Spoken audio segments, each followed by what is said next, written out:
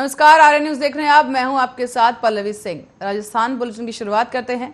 5 राज्यों में हुए विधानसभा चुनाव में खराब प्रदर्शन के बाद कांग्रेस पार्टी को लेकर पार्टी नेताओं की चिंता बढ़ गई है और अब तक कांग्रेस के कई नेता पार्टी में बदलाव की मांग कर चुके हैं।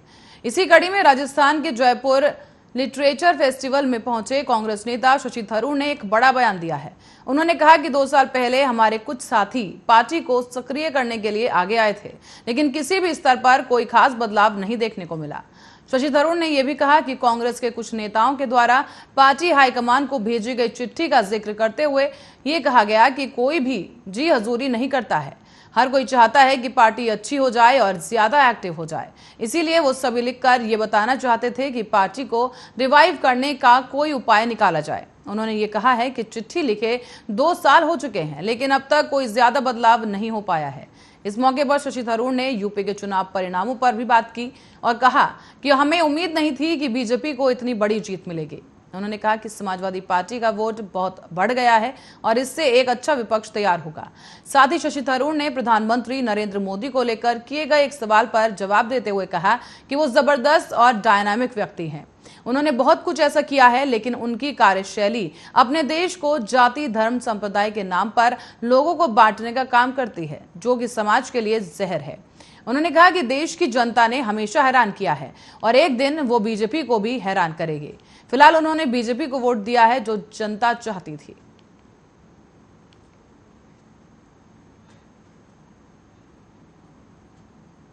और खबर राजस्थान के भरतपुर से है, जहां शनिवार को किसानों और छात्रों ने एक साथ मिलकर मंत्री शांति धारीवाल और कांग्रेस विधायक राजेंद्र बिढुड्डी का पुतला दहन कर दिया है। इसी दौरान किसानों ने जमकर विरोध प्रदर्शन भी किया और चेतावनी दी कि मुख्यमंत्री अशोक गहलोत को किसान भरतपुर के जमीन पर घुसने नहीं देंगे। प्रदर्शनकारियों ने कहा है कि जिस तरह से कांग्रेस सरकार में कांग्रेसी विधायकों और मंत्रियों की गुंडागर्दी चल रही है, उसको बर्दाश्त नहीं किया जाएगा। दरअसल विगत दिनों बेगू से कांग्रेस विधायक राजेंद्र बिढुड्डी ने थाना प्रभारी संजय गुर्जर से गाली गलौज की थी।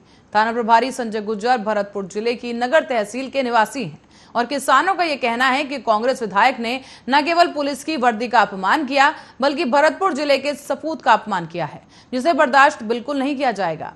किसानों ने मांग की है कि गाली गलौज देने वाले विधायक के खिलाफ कानूनी कार्रवाई अमल में लाई जाए। दूसरी तरफ किसानों का यह भी कहना है कि सदन में मंत्री शांति धारीवाल ने एक बेतुका बयान दिया था, महिलाओं का अपमान किया, जो कि बर्दाश्त के लायक बिल्कुल नहीं है। मुख्यमंत्री को इस मंत्री से इस्तीफा लेना चाहिए। और आज कांग्रेस सरकार में कांग्रेस विधायक और मंत्री गुंडागर्दी कर रहे हैं, तानाशाह बन चुके हैं वो, और आम जनता त्रस्त है। किसानों ने फैसला किया है कि जल्द ही कांग्रेस सरकार के खिलाफ आंदोलन शुरू किया जाएगा, जिसके लिए एक महापंचायत की जाएगी। और किसान नेता नेम सिंह फौजदार के अनुसार कांग्रेस राज में जनता आहत है, दुष्कर्म के मामले और अपराध बढ़ रहे हैं और इस सरकार के मंत्री और विधायक तानाशाह हो चुके हैं, जो पुलिस की वर्दी का भी अपमान करने से नहीं चूकते और महिलाओं का भी अपमान कर रहे हैं। जल्द ही किसानों की महापंचायत का आयोजन होगा और सरकार के खिलाफ एक आंदोलन किया जाएगा।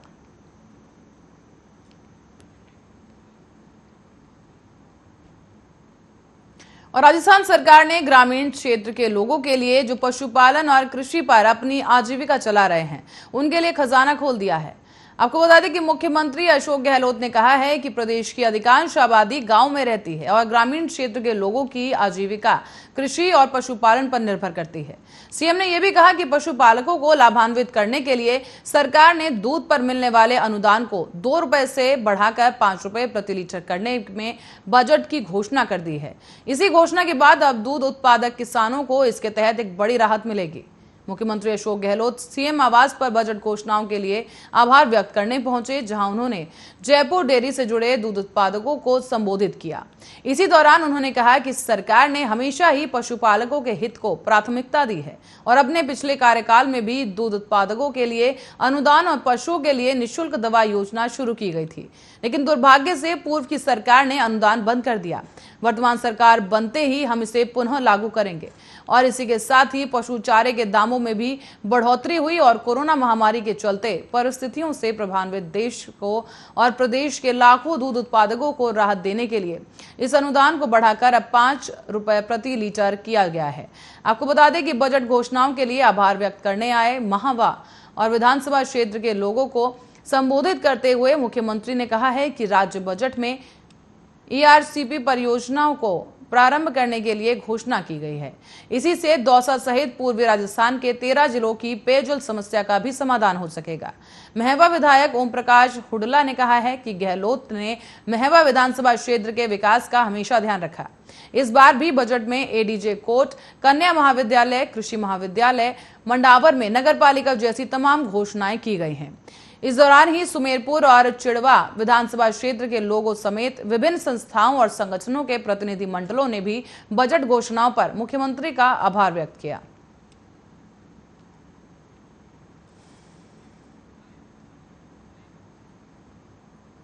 5 राज्यों में हुए विधानसभा चुनावों में कांग्रेस के हाथ मायूसी लगी है। उत्तर प्रदेश, पंजाब, गोवा, मणिपुर और उत्तराखंड परिणाम कांग्रेस की उम्मीदों से विपरीत ही आए हैं।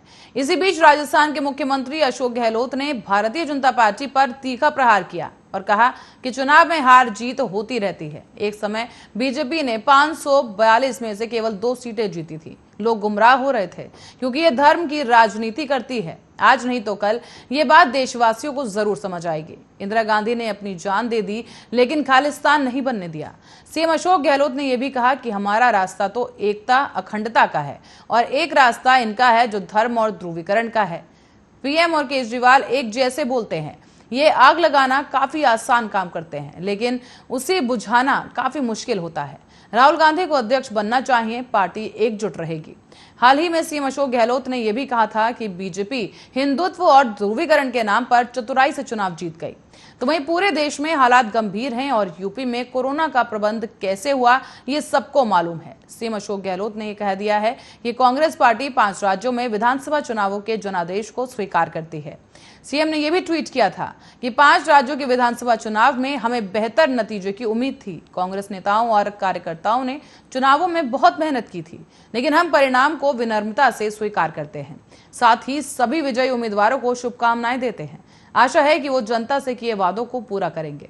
आपको बता दें कि 5 राज्यों में हुए विधानसभा चुनावों में पंजाब में आम आदमी पार्टी ने बड़ी जीत हासिल की, जबकि उत्तर प्रदेश, गोवा, मणिपुर और उत्तराखंड में बीजेपी की बम्पर जीत हुई है। जोधपुर में भाजपा कार्यकर्ताओं और नेता जीत को लेकर खासे उत्साहित नजर आए और आने वाले समय में राजस्थान में भी भाजपा की सरकार बनने का दावा किया जा रहा है।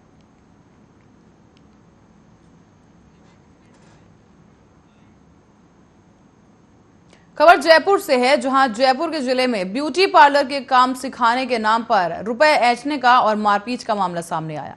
पीड़िता का यह आरोप है कि कोरोना संक्रमण के चलते उसे काम नहीं सिखाया गया। जब पैसे मांगने गई तो उसके साथ ब्यूटी पार्लर में 2 महिलाओं ने मारपीट की है। ये पूरा मामला जयपुर के नाहरगढ़ रोड थाना स्थित एक इलाके का है, जहां पर एक ब्यूटी पार्लर में ये मारपीट हुई। पुलिस रिपोर्ट के मुताबिक ब्यूटी पार्लर के पड़ोस में रहने वाली एक महिला पार्लर का काम सीखने के लिए साल 2019 के सितंबर महीने में एक ब्यूटी पार्लर में गई थी। उसने फीस के तौर पर 10,000 रुपए दिए लेकिन उस दौरान कोरोना संक्रमण के चलते काम नहीं सिखाया गया। पीड़िता का यह भी कहना है कि काम नहीं सिखाने से मना करने पर जब मैंने रुपए वापस मांगे तो रुपए देने से साफ मना कर दिया गया। शुक्रवार को जब रुपए लेने पीड़िता गई तो उस दौरान भी पार्लर में उसके साथ मारपीट की गई। इस पर पीड़िता ने 2 महिलाओं के खिलाफ थाने में रिपोर्ट दर्ज की है। इस पूरे मामले को फिलहाल नाहरगढ़ रोड पुलिस का कहना है कि मामले की जांच की जा रही है।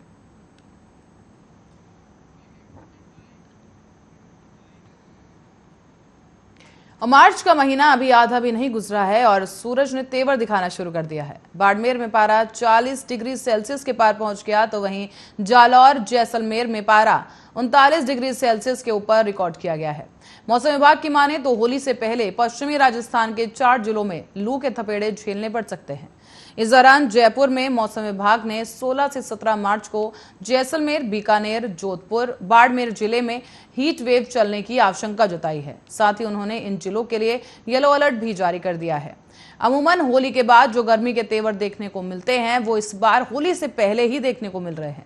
मौसम विभाग की माने तो इस सीजन में तेज गर्मी की भविष्यवाणी है। राजस्थान के कई शहरों में इस बार सामान्य से 1 या 2 डिग्री सेल्सियस ज्यादा तापमान रहने की संभावना है। जयपुर, बाड़मेर समेत प्रदेश के 7 ऐसे शहर हैं जहां रात का पारा 20 डिग्री सेल्सियस से ऊपर चला गया है। इन शहरों में अब रात में सर्दी का असर लगभग खत्म हो गया है। सबसे गर्म रात बाड़मेर जिले में रही, जहां पर न्यूनतम तापमान 24.9 डिग्री सेल्सियस रिकॉर्ड किया गया। कोटा में भी रात का पारा 23.4 डिग्री सेल्सियस दर्ज किया गया। इसके अलावा जयपुर, जैसलमेर, अजमेर, जोधपुर और बीकानेर में भी रात का तापमान 20 डिग्री सेल्सियस से ऊपर रहा है।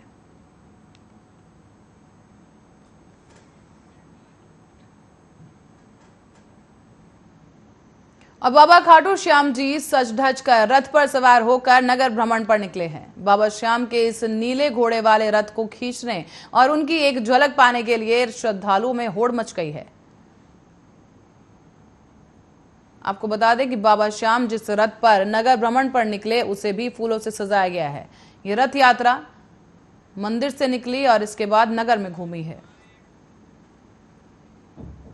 बढ़ते अगली खबर की ओर, जहां पंचायतों के तुगलकी फरमानों के बारे में ये खबर सामने आई है। राजस्थान में तो पंचायतों की मनमानी लोगों की जान लेने से भी नहीं चूक रही। इन्हीं के फैसलों से कई परिवार अब तक बर्बाद हो चुके हैं।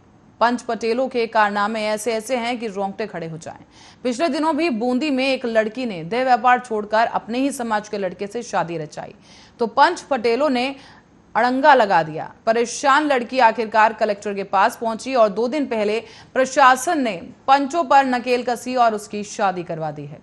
इंसानियत का गला घोटते हुए इन तालिबानी पंचायतों के ऐसे ही अन्य फैसले पढ़ने से पहले आपको बता दें कि ये मामले लगातार सामने आते रहे हैं और अब ये किस्सा राजस्थान के सरहदी जिले बाड़मेर का है, जहां समाज के ठेकेदारों ने एक बुजुर्ग को भरी पंचायत में इतना बेइज्जत किया कि उसने जीने की आस छोड़ दी। उसे समाज से अलग किया गया और लाखों रुपए जुर्माना भी लगा दिया गया।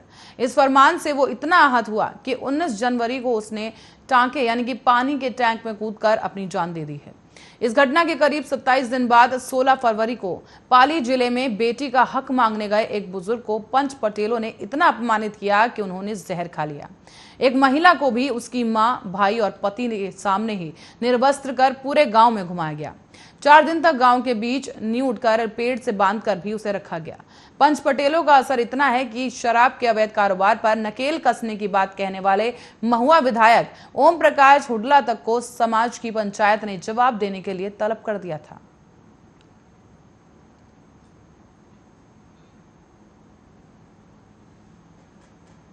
तो वहीं आपको बता दें, खेत पर सरसों की फसल काटने गए एक शख्स से जुड़ा यह मामला सामने आया है, जहां उसके पिता भी खेत पर मौजूद थे, लेकिन अचानक गोली चलने की आवाज सुनकर वो चौंक पड़े। कुछ देर बाद पता लगा कि गोली कहां चली है, तो दौड़कर सचिन नाम का एक शख्स उसके पास पहुंचा और उसे लहूलुहान हालत में लेकर जिला हॉस्पिटल पहुंचाया गया, लेकिन सचिन उससे पहले ही दम तोड़ चुका था। डॉक्टरों के मुताबिक सचिन को मृत घोषित कर दिया गया और परिजन गुपचुप उसकी बॉडी लेकर जाने लगे, लेकिन पुलिस ने बीच रास्ते रुकवाकर बॉडी को अपने कब्जे में ले लिया। बता दें कि बाड़ी सदर थाना हेड कांस्टेबल सत्यप्रकाश ने बताया है कि हादसे के बाद परिजन ने सेल्फी के चक्कर में अवैध हथियार से गोली मारने की रिपोर्ट दी है, जिस पर पोस्टमार्टम करवाकर शव परिजनों को सौंप दिया गया। जिस अवैध हथियार से गोली चलाई गई थी वो अभी तक बरामद नहीं हो सका है। अवैध हथियार को लेकर परिजनों के साथ और ग्रामीणों से भी पूछताछ की जा रही है। दरअसल धौलपुर में सेल्फी लेते समय गोली लगने से मर गया है सचिन, जिसकी वजह से सचिन मीणा के पास देसी कट्टा कहां से आया फिलहाल घर वालों को नहीं पता। इस हादसे से घर वाले सदमे में हैं, क्योंकि उन्होंने सचिन के पास पहले कभी भी अवैध हथियार नहीं देखा। तो वहीं इस हादसे के 24 घंटे गुजरने के बाद भी पुलिस अवैध हथियार को बरामद नहीं कर पाई है। हालांकि पिता रामविलास मीणा ने बताया है कि उसके 2 बेटों में छोटा बेटा सचिन पढ़ाई का शौकीन था। घर वालों का कहना है कि सचिन पढ़ाई में इंटेलिजेंट था और 12वीं फर्स्ट क्लास से पास कर चुका था। उसका बड़ा बेटा उमरेह पंचायत समिति का सदस्य है, जिसके चुनाव के वक्त भी छोटा बेटा पढ़ाई में ही व्यस्त रहा। उसके पास पहले कभी हथियार नहीं देखा गया। अचानक हथियार कहां से आया और इसको लेकर घर वाले हैरान हैं। सचिन के दोस्तों की माने तो उन्होंने बताया कि 12वीं कक्षा फर्स्ट क्लास से पास करने के बाद सचिन ने एक बड़ी गवर्नमेंट कॉलेज में एडमिशन भी ले लिया था। बीए सेकेंड ईयर की पढ़ाई वो कर रहा था। दोस्तों ने बताया कि सचिन की मौत की खबर मिलते ही उन्हें भी गहरा धक्का लगा है। दोस्तों के मुताबिक सचिन ने पहले कभी हथियारों के बारे में चर्चा नहीं की। सचिन रविवार की सुबह 9 बजे गांव के बाहर खेत पर सरसों की फसल काटने गया था और इसी दौरान उसके पिता भी खेत में मौजूद थे। अचानक गोली की आवाज सुनी और वो चौंक उठे। कुछ ही देर बाद पता चला कि गोली कहां चली है तो वो दौड़कर अपने बेटे सचिन के पास पहुंचे। उसे लहूलुहान हालत में देखा और इसके बाद उसे लेकर हॉस्पिटल पहुंचे, लेकिन सचिन तब तक दम तोड़ चुका था। डॉक्टर्स ने सचिन को मृत घोषित कर दिया और परिजनों को सौंप दिया।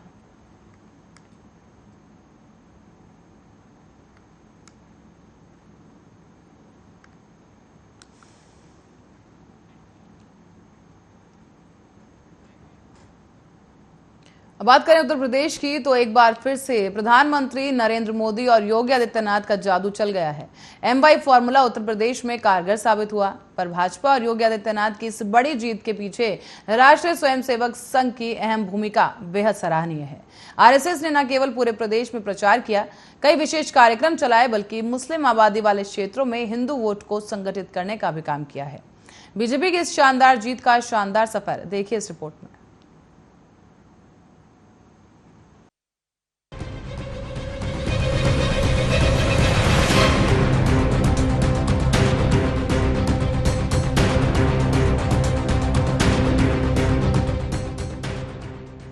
भारत में चुनाव किसी उत्सव से कम नहीं होते। सभी पार्टियां जोश और खरोश के साथ मैदान में नजर आती हैं और रैलियों में कई जुमले और तंज सुनने को मिलते हैं, पर मेहनत देखने लायक होती है। सियासी पहलू और जनता का रुझान ये तय करता है कि सत्ता किसके पास रहेगी। विधानसभा चुनाव 2022 में बीजेपी की बम्पर जीत के पीछे भी कई पहलू माने जा रहे हैं।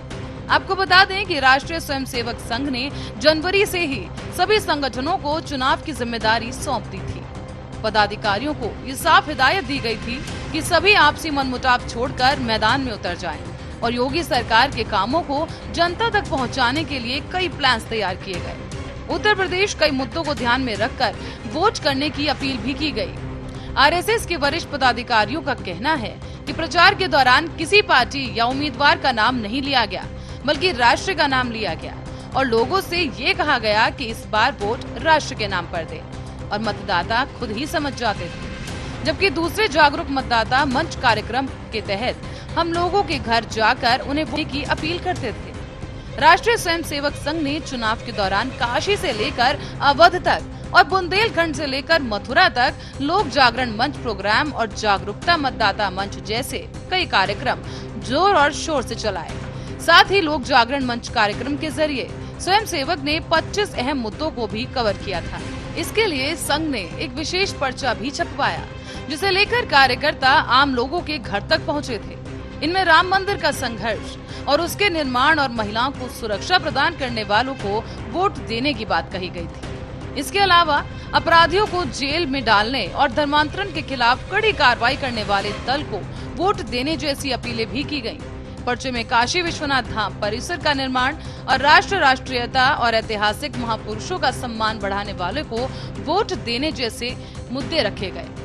इसी के साथ ही जम्मू कश्मीर से धारा 370 और आर्टिकल 35A हटाने वालों को वोट देने जैसी अपील की गई थी। RSS ने न सिर्फ वोट अपील की, बल्कि ये भी सुनिश्चित करने की कोशिश की कि लोग वोट जरूर करें। यही कारण है कि एक कार्यक्रम के तहत मतदाताओं को वोट जल्द करने के साथ साथ वोट करने का तरीका भी सिखाया गया। इस दौरान संघ के मुख्य तौर पर राष्ट्रवाद से जुड़े मुद्दों पर लोगों को वोट करने के लिए मनाता रहा। इस बार कोरोना काल और लोगों के लाइफस्टाइल को समझते हुए डिजिटल प्रचार पर भी विशेष जोर दिया गया और संघ ने 2022 के विधानसभा चुनावों में अपना डिजिटल प्रचार प्रसार बढ़ा दिया और उन लोगों के व्हाट्सएप नंबर एकत्रित किए गए जिसने संघ का लगातार मिलना जुलना होता रहा। व्हाट्सएप ग्रुप के माध्यम से संघ ने लोगों से विचार साझा किए। कार्यक्रमों और वेबिनार के माध्यम से लोगों को एक साथ जोड़ा गया। तो वहीं RSS ने अपने प्रचार और सरकार के कामों को सोशल मीडिया के जरिए अन्य लोगों तक भी सक्रियता के साथ पहुंचाया। इसी प्रचार के दौरान उन विधानसभा क्षेत्रों पर भी ज्यादा ध्यान दिया गया जहां मुस्लिम आबादी 30% से अधिक है और हिंदू वोट संगठित है। राष्ट्रवाद को नैरेटिव बनाने के लिए समय समय पर अलग अलग शहरों में किसान, महिला और यूथ की संगोष्ठी का आयोजन भी किया जाता रहा। राष्ट्रीय विचार परिषद के बैनर तले एक दिन में कई बड़े बड़े सेमिनार और वेबिनार आयोजित किए गए। लेकिन गौरतलब है कि इस तरह के कार्यक्रमों के मंच पर भाजपा या उम्मीदवारों को नहीं बुलाया गया, न ही मंच पर उनके कोई बैनर या पोस्टर लगाए गए। तो वहीं संघ के सभी बड़े पदाधिकारियों ने जनवरी से ही यूपी में चुनाव की तैयारी करना शुरू कर दिया था। पदाधिकारियों के साथ बैठकर उन्हें चुनाव प्रचार का एजेंडा भी थमा दिया था। इसी दौरान संघ ने ये साफ कर दिया था कि बिना किसी मनमुटाव के सभी संगठनों के लोग अपने अपने क्षेत्रों से जुड़े लोगों के बीच सरकार की उपलब्धियां लेकर जाएं। विपक्षी दलों की ओर से फैलाए जा रहे भ्रम को दूर करने के साथ साथ राष्ट्रवाद को मजबूत करने के लिए भी लोगों से भाजपा को वोट करने की अपील करने को कहा गया।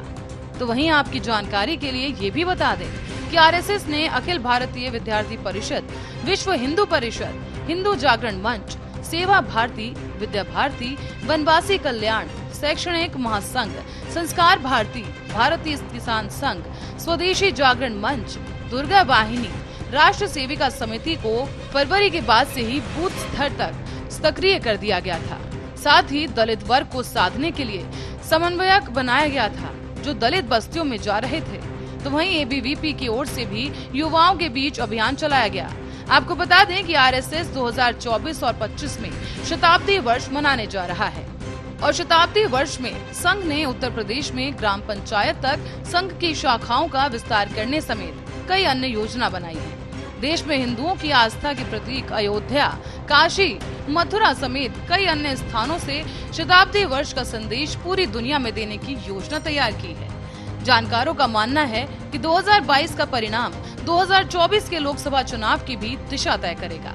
संघ का शताब्दी वर्ष भव्यता के साथ मनाया जाएगा और इसी के लिए प्रदेश और देश में भाजपा की सरकार का होना आवश्यक है। Special report, Arya news.